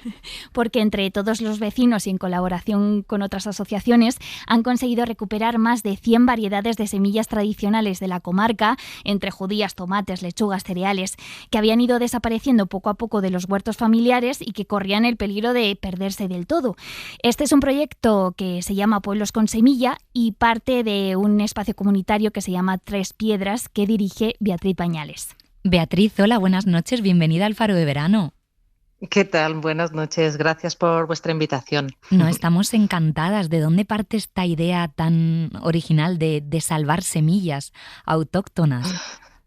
Sí, pues realmente parte de la pandemia, de una pura necesidad, porque bueno, pues aquí pues tenemos huertecitos y en la pandemia nos dimos cuenta que como habían cerrado los viveros no podíamos comprar plantero para los huertos. Entonces dijimos, pues no puede ser esto, que dependamos de algo de fuera, vamos a crear nuestro propio banco de semillas pues para poder ser más autosuficientes. Así que empezamos a recopilar semillas de vecinos, de las que teníamos algunos, no de estos de sobrecitos, sino pues las semillas que se guardaban, pues esta que la puso aquí un hortelano que vino de no sé dónde, esta que la llevo cultivando tanto tiempo. Y bueno, pues así surgió y fue algo que se empezó como a correr la voz y se fue creando pues este grupo, ¿no? Entonces fue cuando decidimos pues ir haciendo más cositas. Y estas más de 100 variedades de semillas que habéis recuperado, por lo que dices, entiendo que eso las guardaban las propias familias en su casa, los propios hortelanos, cada uno las tenía como un tesoro, ¿no?, en su casa, que ahora han decidido que hay que compartir con los demás. Sí, en sus cajones, o de repente, pues eso, alguien decía, pues yo tengo un amigo que está cultivando allí el boliche de no sé dónde, entonces pues al final íbamos recopilando y luego sí que sentamos unas bases, ya nos empezamos a juntar, pues porque la idea era también ir probando algunas, que las semillas estuvieran bien, que funcionaran, que no estuvieran secas, ¿no? Y luego también pues que se adaptaran al terreno, porque puedes tener una semilla de una piña de no sé dónde, pero tienen lo suyo es que sean pues variedades locales o que ya están adaptadas al terreno. Entonces también, como no queríamos coger semillas pues de estas de sobrecito que se venden, ¿no?, pues manipuladas genéticamente y todo esto, pues empezamos a hacer un documento donde podíamos ir siguiendo la trayectoria de la semilla, cuántos años se habían plantado. Hicimos también todo apoyados porque luego contactamos enseguida pues con otras entidades que nos han ido ayudando, como la Red de Semillas de Aragón, y ellos, por ejemplo, pues tenían un manual, pues cómo extraer las semillas, nos han ayudado también mucho con información porque muchos teníamos huerto pero tampoco teníamos mucha idea. ¿Y por qué es tan importante recuperar estas semillas locales? No sé si la velocidad con la que vivimos nuestro día a día, que a veces parece que solo es aplicable a las grandes ciudades, ha llegado también al campo y ahora ya solo cultivamos variedades de plantas que tengan una producción muy rápida y muy cuantiosa.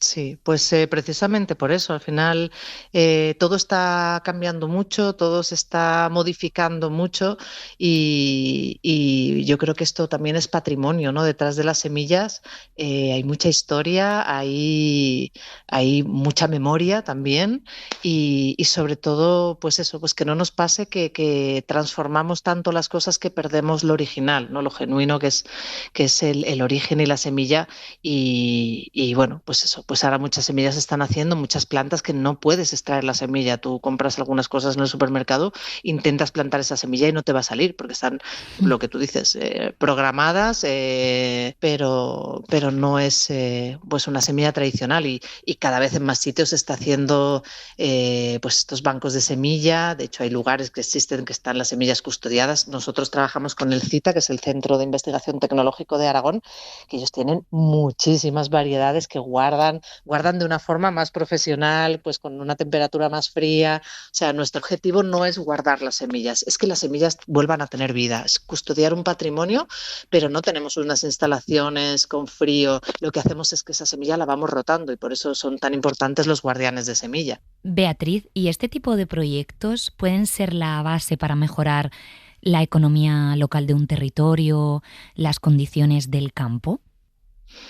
Pues es un poco ambicioso, pero por lo menos yo creo que ayuda a tomar conciencia, ¿no? Las personas que estamos implicadas en el proyecto, pero también todo lo que estamos haciendo por moverlo un poco a nuestro ritmo, pero esto pues claro que genera economía.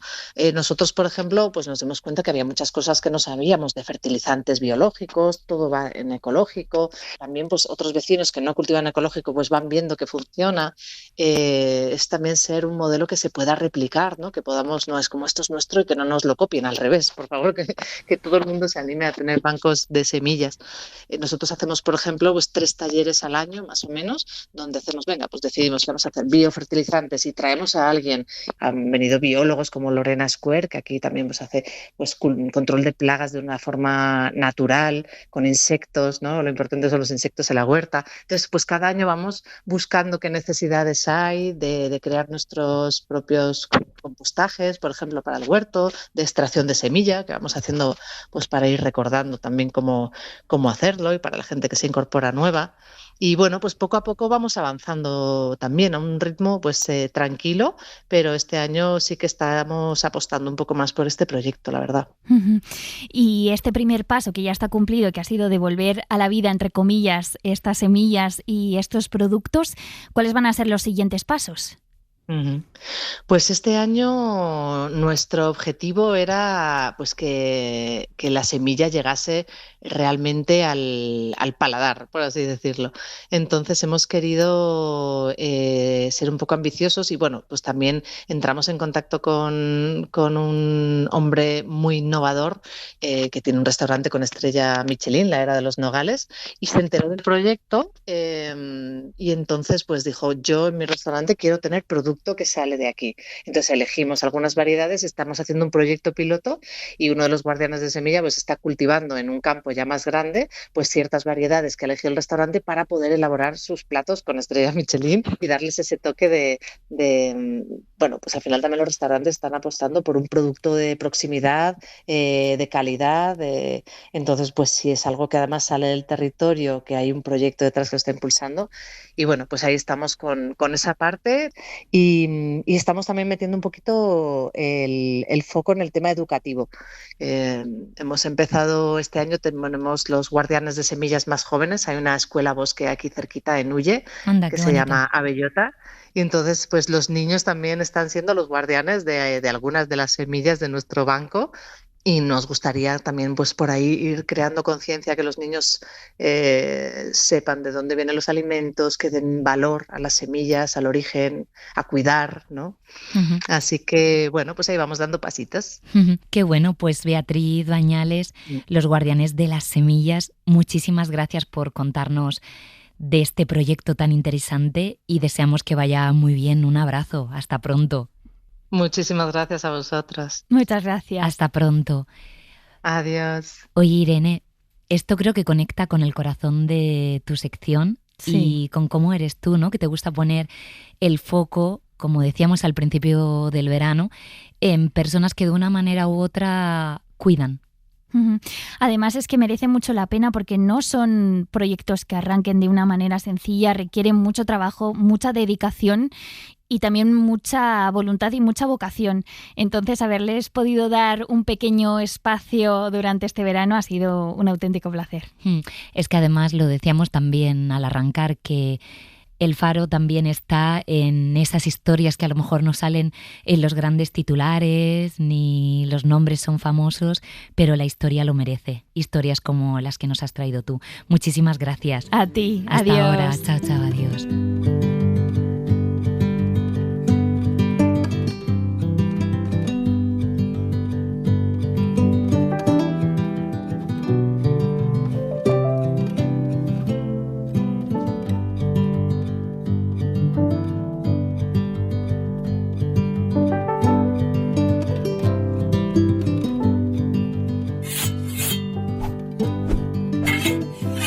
Hola, mi nombre es El Guerrero de la Antifrase.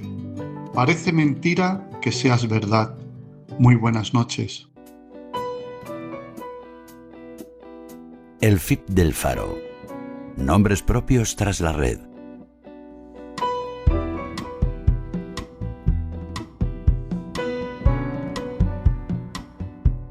Llega la hora del feed del Faro y de poner el foco en alguien interesante que hemos descubierto en redes sociales.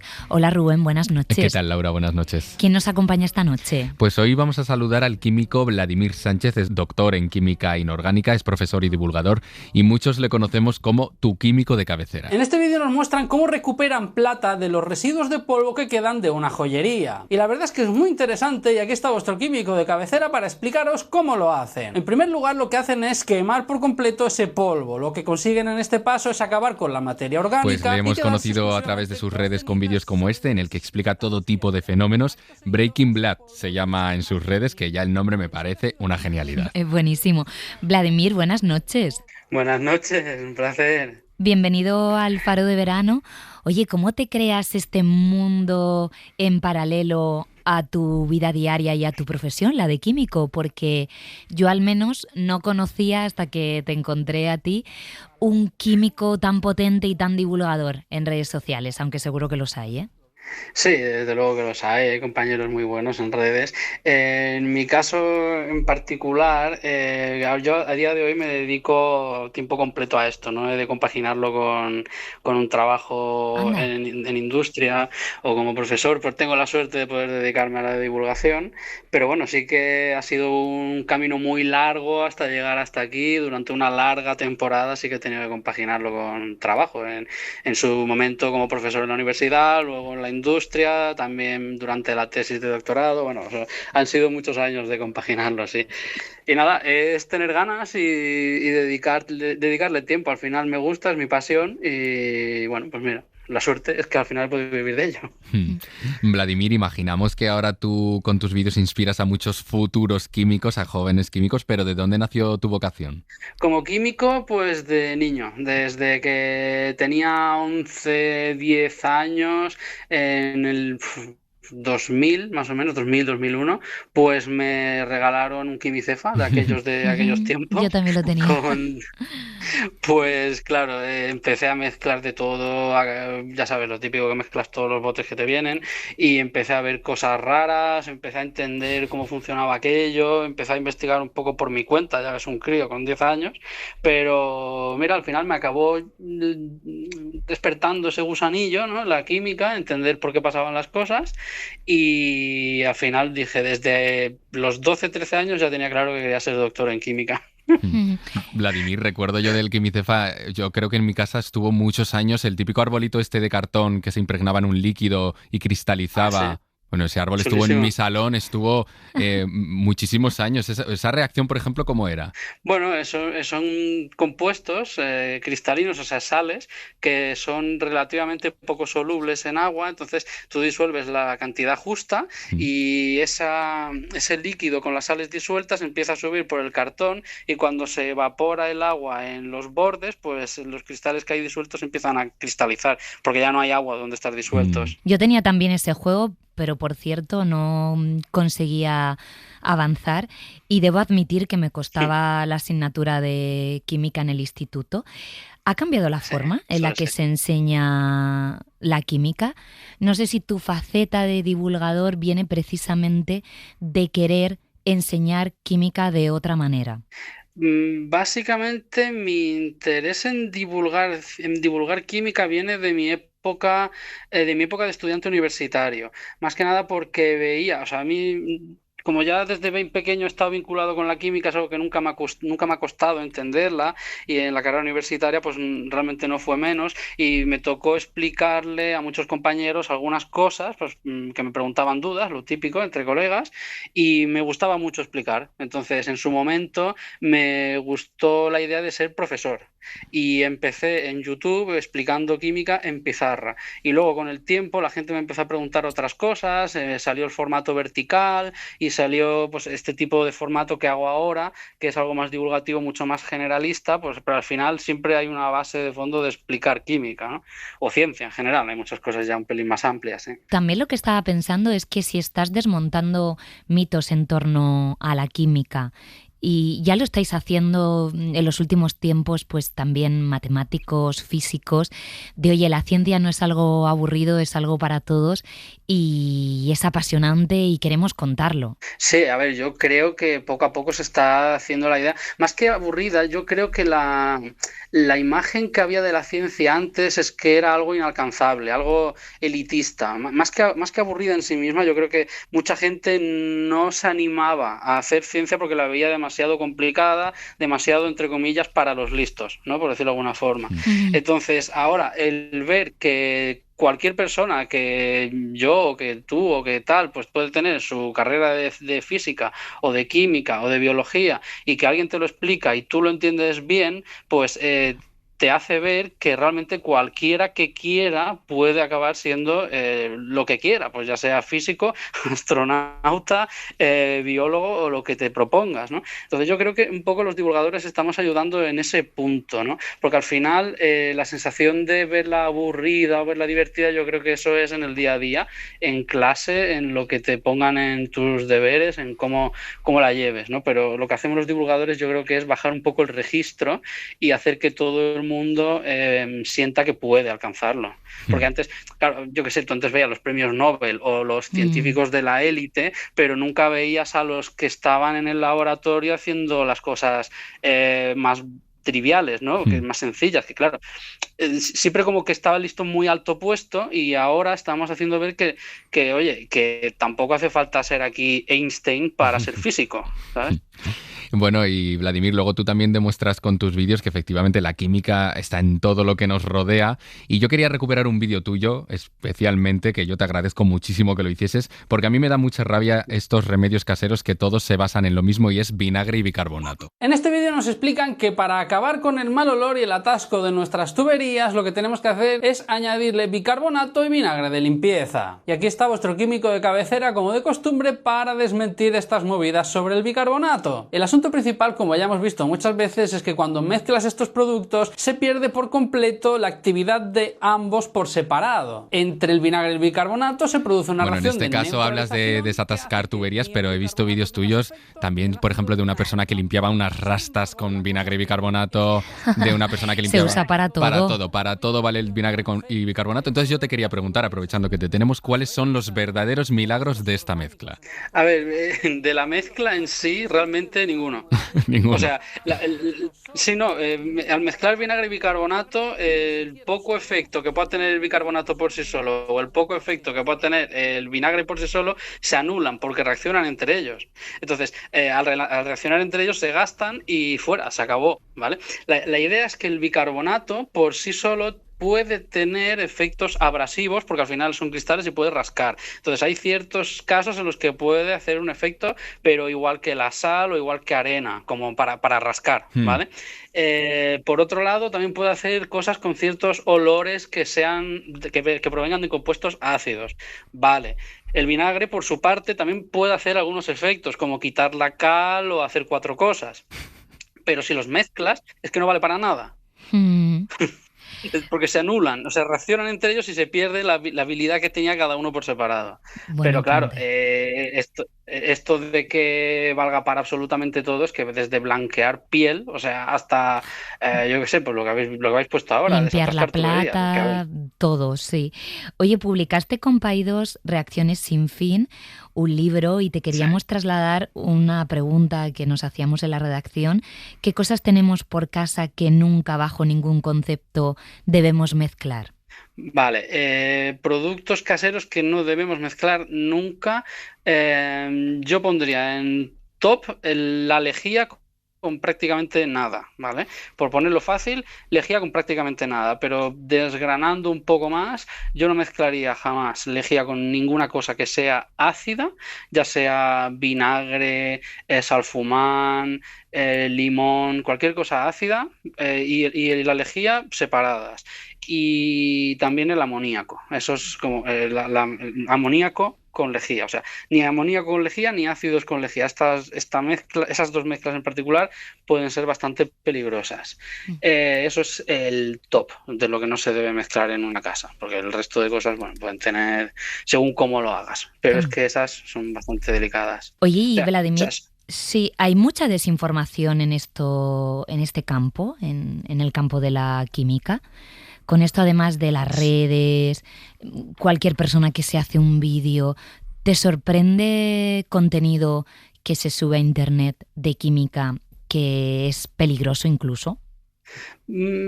A ver, ¿sabes? Yo me suelo encontrar más con pues aplicaciones de gente que te quiere vender algo utilizando trucos de química, más que desinformación con respecto a la química, porque mucha gente no se suele meter en lo que es la química, pero sí, pues por ejemplo esto, te dicen, si mezclas esto y esto, vas a curarte de esto, o te enseñan una pasta de dientes con vitamina C y te dicen, la vitamina C, esta pasta de dientes te blanquea más los dientes y te hacen un truco de química que no tiene nada que ver, pero que con esa pasta de dientes blanquea y con la otra no. Entonces, están utilizando la química para falsear. Pero claro, realmente no te están hablando de la reacción que está pasando ahí, ni te están contando ninguna mentira de la reacción, te están contando una mentira del producto, ¿no? De lo que hace. Entonces, es un terreno un poco de grises. O sea, sí que hay muchos bulos, pero es cierto que quitando esto del bicarbonato, de cuando los mezclas se anulan por completo, me encuentro los bulos más bien con la aplicación que con la química en sí misma. No sé, esa es mi percepción, por lo menos, no sé qué dirán el resto de divulgadores. Oye, y Vladimir, te queríamos preguntar, por supuesto, porque claro, nos encanta tu nombre de usuario en tus perfiles, que es Breaking Bad. Imagino que claro que eres muy fan de la serie de Breaking Bad. Efectivamente. Efectivamente. Yo cuando vi la serie de Breaking Bad ya estaba en tercero de carrera o por ahí. Sí, ya tenía bastante camino hecho, sí. ¿Y es muy rigurosa sí, la serie? por la serie? Respecto a la química, ¿es muy rigurosa la serie? Pues sí, es bastante rigurosa. O sea, de hecho tiene un equipo científico por detrás que han estado trabajando en todas las fórmulas y lo cierto es que las fórmulas que siguen son viables, o sea, son correctas. Y se dicen en la serie, pero están pensadas para que sean tan complicadas que no se puedan seguir. Pues nada, para estar bien informados y además recibir mensajes y ver vídeos amenos con originalidad, te seguimos en redes sociales y en la vida también, en tus libros y en tus publicaciones y en tu trabajo. Vladimir Sánchez, muchísimas gracias por formar parte de este feed del Faro de Verano. Un abrazo y hasta pronto. Venga, muchas gracias a vosotros, un placer. Un abrazo.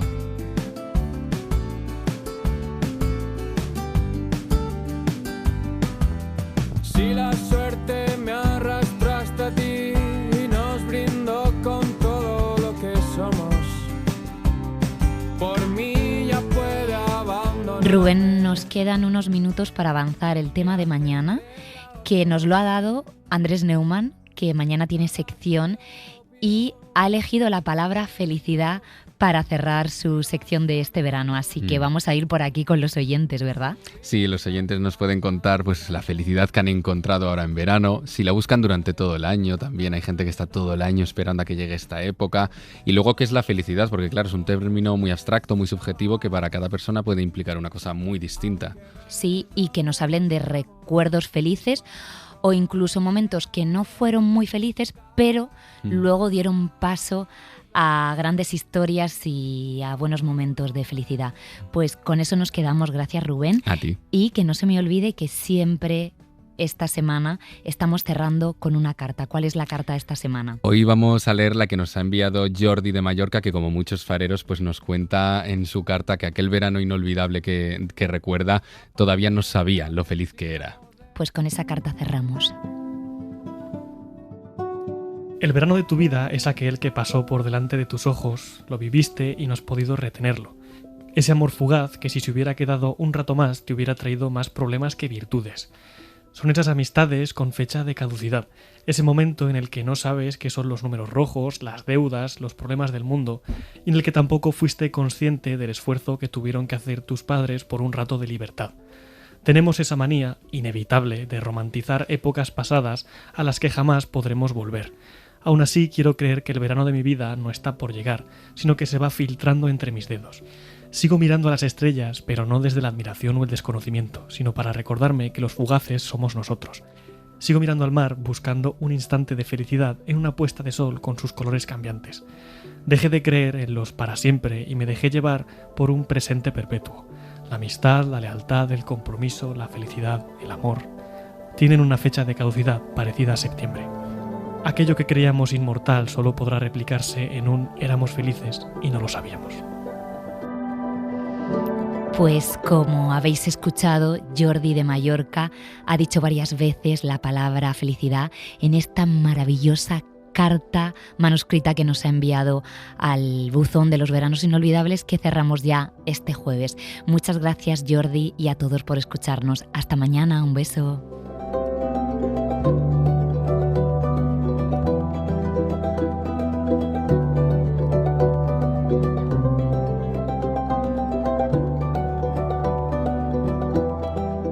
Para no perderte ningún episodio, síguenos en la aplicación o la web de la SER, Podium Podcast o tu plataforma de audio favorita.